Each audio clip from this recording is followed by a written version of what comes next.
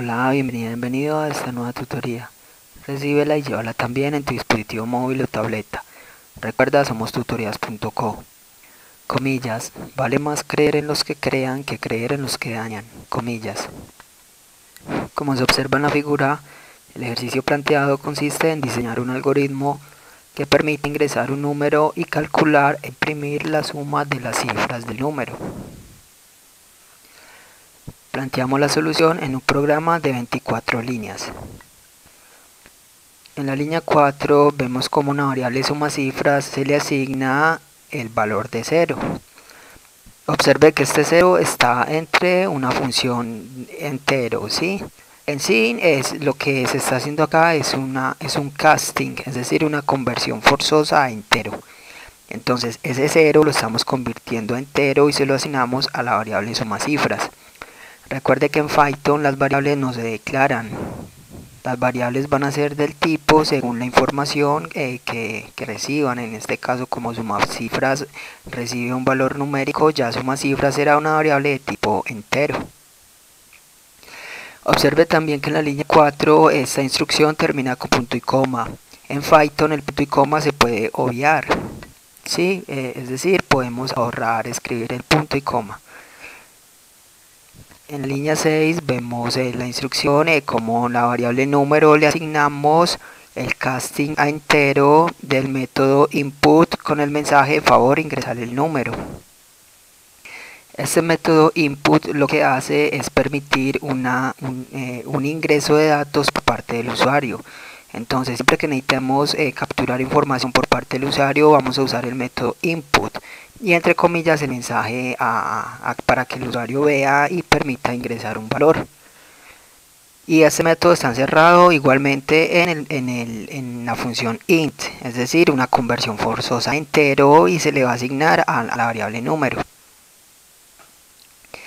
En versiones en la versión 2.7 de Python se usa el método input y en una versión superior el método raw input, pero ambos tienen la misma función, permite la entrada de datos.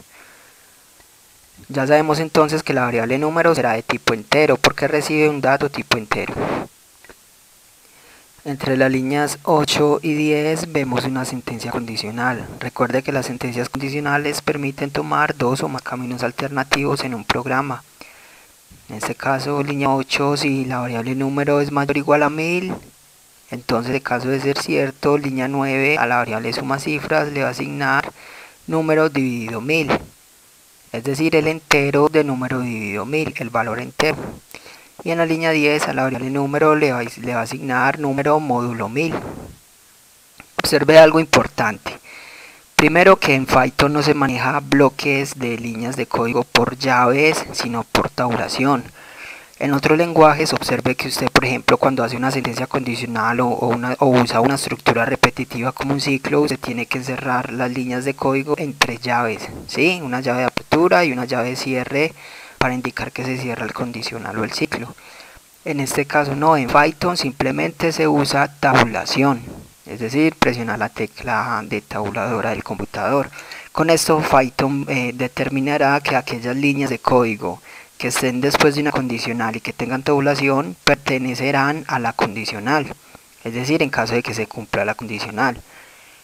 Igualmente aquellas líneas que tengan tabulación y que estén inmediatamente después de un ciclo van a ser parte del ciclo. De esta manera Python permite entonces ahorrarnos espacio de memoria de archivo. Y observe también cómo en la línea 8 después de la condicional van dos puntos. Entonces esta es la estructura de una sentencia condicional en Python. Se hace la condición, dos puntos y luego las instrucciones con tabulación. Las instrucciones que pertenecen a la condicional en caso de ser cierto. Por eso las líneas 9 y 10 pertenecen a la condicional de la línea 8. Bueno, entonces haciendo un repaso a la lógica del ejercicio, recuerde que lo que hay que hacer es sumar las cifras de un número, ¿sí? Así si el número es 1915, la suma de las cifras sería 1 más 9 más 1 más 5. Entonces aquí lo que se hace es ir sumando dígito por dígito, ¿sí? La variable suma cifras va a ser la encargada de ir sumando dígito por dígito. Nuevamente, si el número es 1915, va a sumar el 1, luego el 9, luego el 1 y luego el 5. ¿Cómo captura cada dígito? Por medio de una división. ¿Y cómo actualiza el número? Es decir, con el residuo, después de ir obteniendo dígito por dígito, con el operador módulo. Entonces, 1915, entonces la variable suma cifras va a tomar el 1. ¿Qué resta? Resta 915, entonces el número se actualiza a 915. La segunda vez la variable suma cifras va a tomar el 9, que resta el 15, entonces la variable número se actualiza el 15 y así sucesivamente. Recuerde que en la línea 10 se usa el operador módulo. Lo que hace el operador módulo es hallar el residuo entre una división. Por eso el residuo entre 5 dividido 2 es 1, o entre 5 dividido 3 es 2, ¿sí? Entonces observe cómo con el operador módulo estamos hallando el resto, ¿sí? Para determinar luego las distintas cantidades e ir hallando los distintos dígitos. Es muy importante en estas condicionales que vemos 4 condicionales. Es muy importante que se lleve el orden descendente, es decir, primero preguntamos por los valores si el número es mayor a 1000, luego si es mayor o igual a 100, luego mayor o igual a 10 y luego si es mayor a 0. Para poder ir tomando los respectivos valores del dígito de miles, luego el dígito de centenas, luego el dígito de decenas y por último el dígito independiente. Otra vez el ejemplo, suponiendo que el número sea 1915, entonces el dígito de miles será 1, el dígito de centenas será 9, el dígito de decenas será 1 y el dígito independiente será el 5. Entonces por eso entre las líneas 12 y 14 vemos la condicional para las centenas, es decir, si el número es mayor o igual a 100, entonces en caso de ser cierto, línea 13, a la variable suma cifras le asigna lo que tiene suma cifras más la conversión a entero de la división entre número y 100. Y observe que en la línea 14 el número se actualiza nuevamente con el residuo, número módulo 100. Entonces ya sabe, suma cifras va sumando dígito por dígito y número va actualizando con el residuo para después preguntar y actualizar nuevamente. Por último, en la línea 24 imprimimos el mensaje: la suma de las cifras del número es suma cifras. Mire que suma cifras está encerrada en el método str.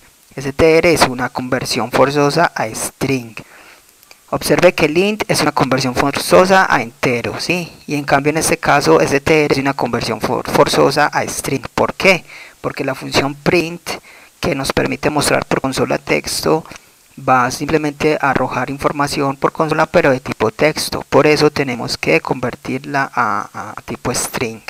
La variable suma cifras, que ya sabemos es de tipo entero.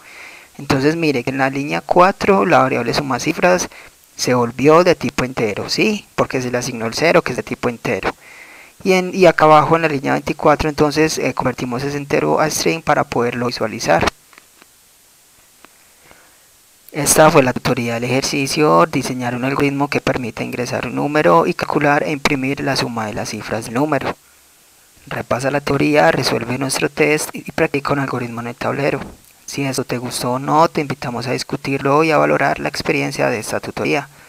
Recuerda, somos tutorías.co, trinamos como @tutorías, posteamos en Facebook y Google Plus como Tutorías Colombia. Pregúntanos, contáctanos, haz parte de nuestra plataforma.